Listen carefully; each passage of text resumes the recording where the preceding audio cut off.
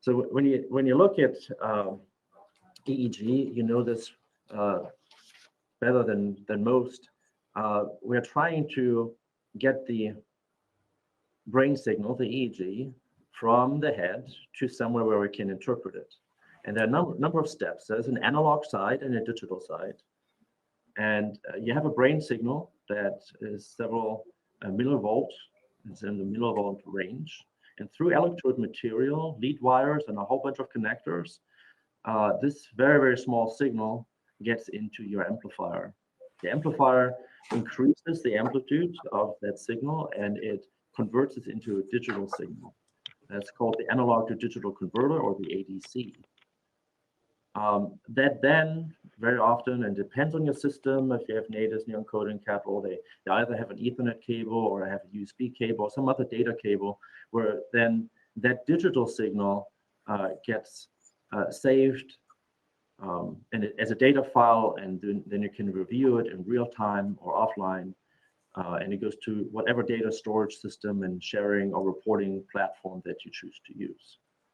And you see, we're recording microvolts at the electrode level, even though the cortex itself produces local field potentials that are in the millivolt range.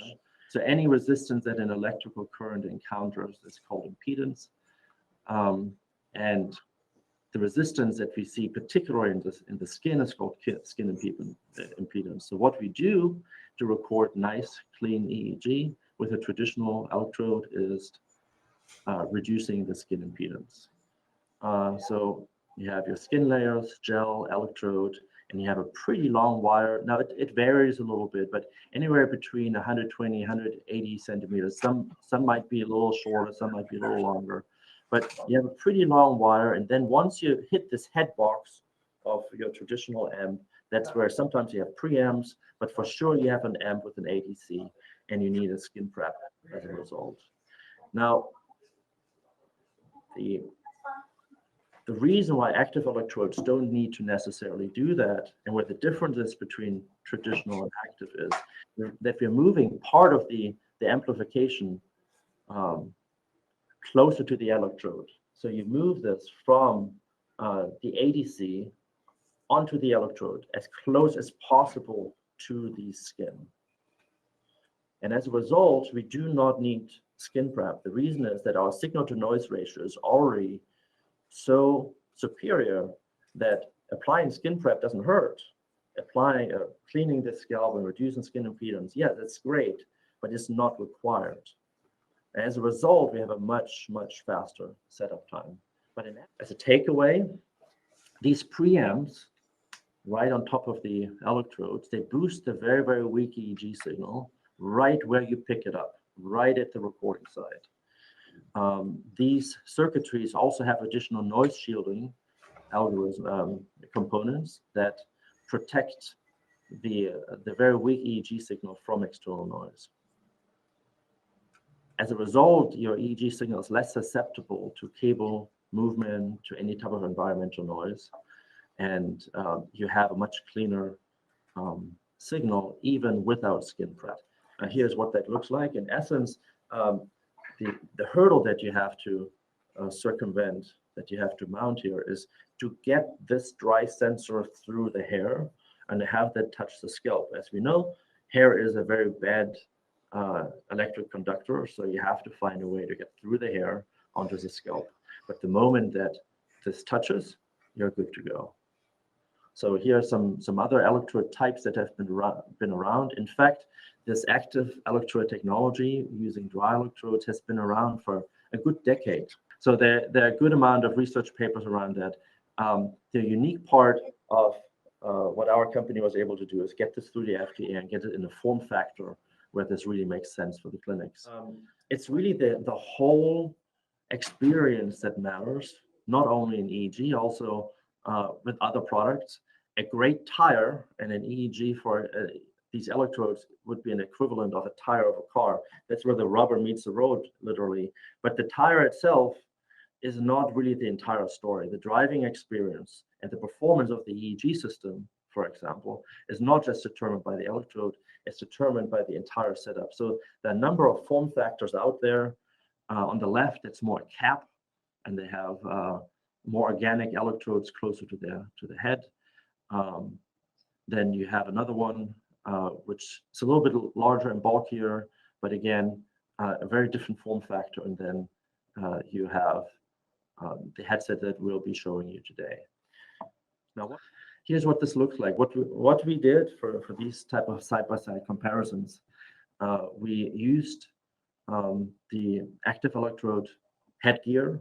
We placed it on a volunteer or on a patient. And then we glued traditional lead wires within an inch away from these dry EEG sites.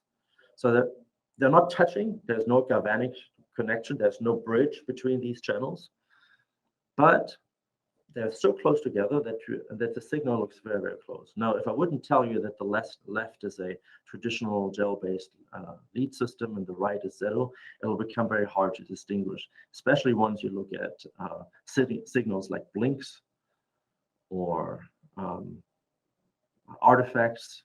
For example, muscle artifacts are very much the same. Thread artifacts are very much the same. You see, this is a referential montage. You see FP1, FP2 on the top, O1 and O2 at the bottom. It's the 50 microvolt peak-to-peak range.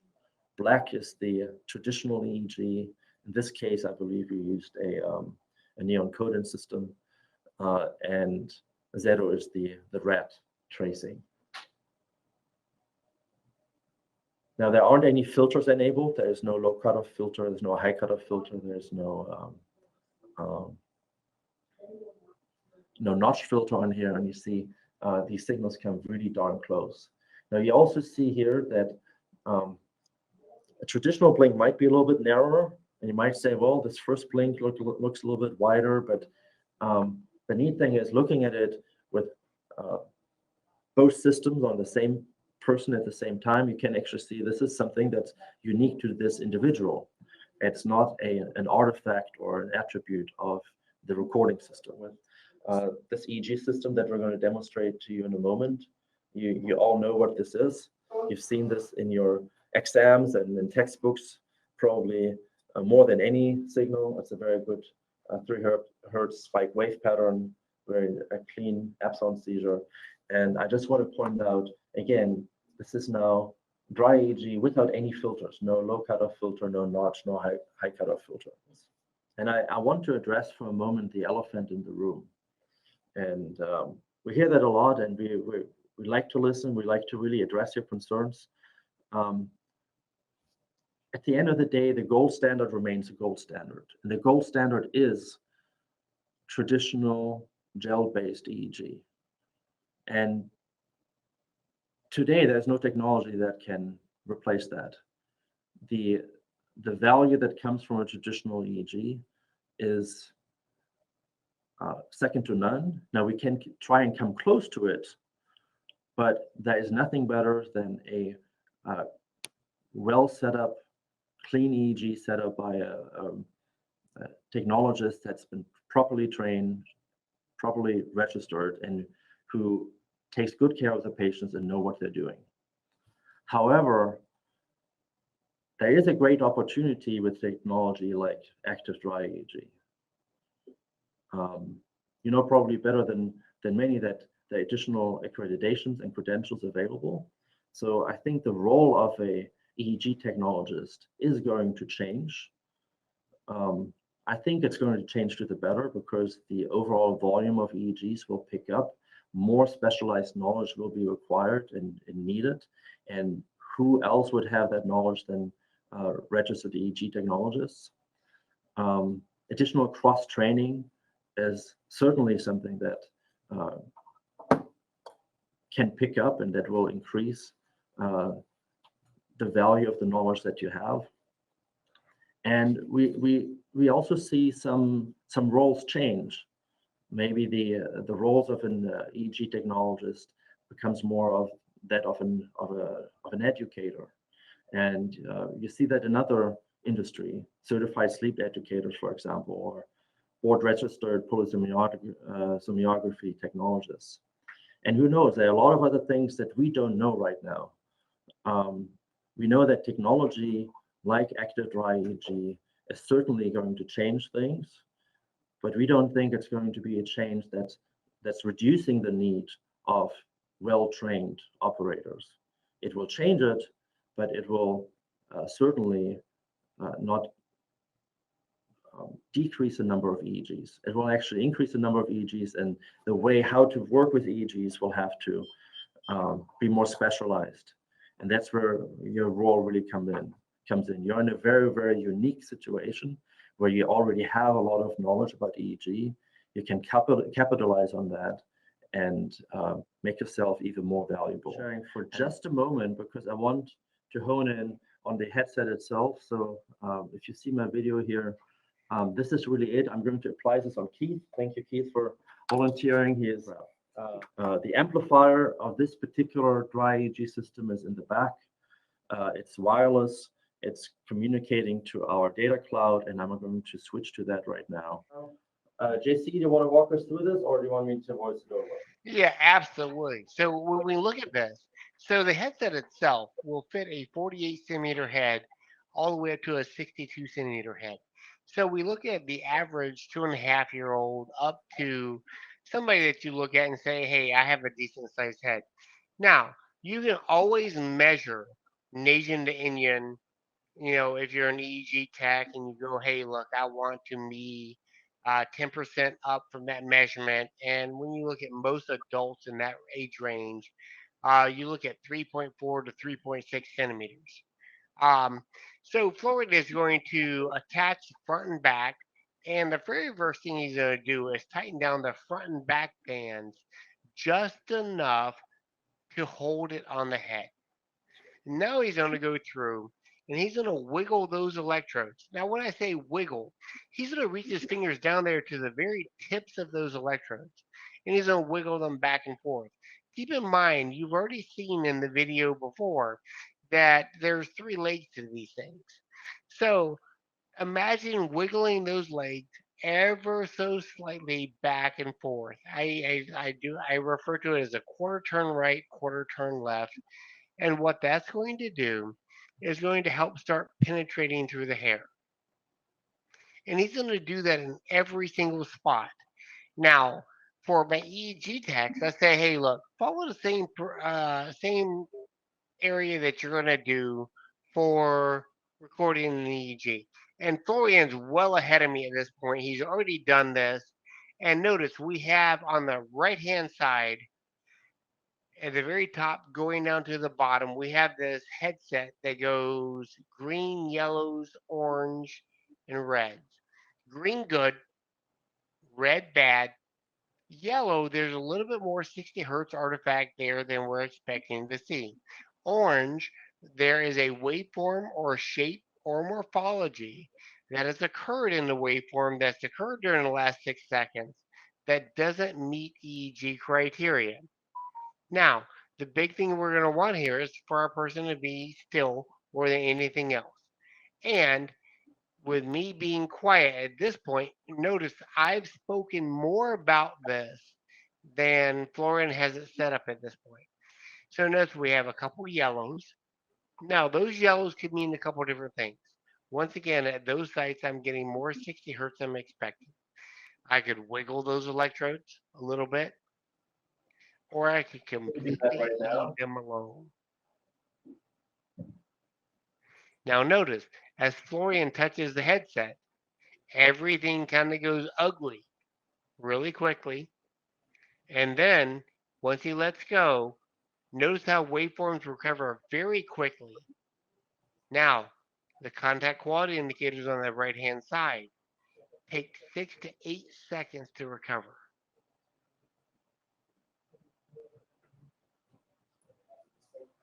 And with those contact quality indicators, it becomes two choices. One, if the waveforms look good, leave it alone. Just let it run for a few seconds. Just see what happens.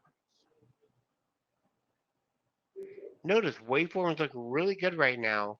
And as it's going across, we have greens, we have some little bit of yellows. So we're getting a little bit more 60 hertz in some of those channels than we would expect. But this is looking like a pretty darn good EEG recording right now. Now, his head to the left, his head forward, his head backwards. Notice, let's say we did not have video. Now, you can have up to 2 different USB video sources. These can be standard USB video cameras that you use for your webcams to record your patients. You can absolutely have that all day long, twice on Sunday. And it's incredibly easy to integrate. I can switch to a bipolar montage so we see what that looks like. Right, we could throw into a longitudinal bipolar. And guys, keep in mind, there are a number of different montages you can look at here, whether it's transverse. I think as a takeaway, we see that the biosignal looks completely believable to what you'd be looking for. And I'm just going to turn off here in real time the filters. So this is now raw data. You see that some channels might pick up a little bit more 60 hertz, but nothing that's crazier than what you've seen on traditional systems. So let's keep maybe the notch filter on. But for the rest, open your eyes again. Can you give us some jaw clenches? Just like you're chewing some gum. Awesome. And now relax again. So everything behaves exactly like what you would expect. So Irina, do you want to moderate the Q&A session? Yes. So please, thank you very much. We are a little bit over time, and thank you for staying with us. So I have and please, if you want to ask your questions, just like turn on your camera, turn on your microphone, and ask us any questions. Thank you, Florian and John, for the presentation. So I have a few questions here. First of all, Adrienne is just like told us that EEG quality is amazing. Thank you, Adrienne. So then we have a question from Kamar about ASET CEUs. I don't know to be true if ASET offers it. I will ask them today and I will try to answer you this question. Then the question from Judy, what is the size range that is allowed for the patient's head? I already answered that, but Florian, if you want to add something, please. Yeah, so we generally say between 48 centimeters head circumference to 62 centimeters head circumference. That fits about a 2 to 3 year old child. So the next question is from Sandra. Can we use it for EEG on IOM, where most neurosurgeons don't want FP1 and FP2? Good question again. Now, remember when I said that there are limitations to the active setups? That would be one of them at the moment. The form factor, I can take things off, but I cannot take the band off. I cannot take the FP band completely off. That's not an option with this form factor at the moment. So we're not trying to get into ambulatory. We're not going into 72-hour studies. We're not replacing EMUs.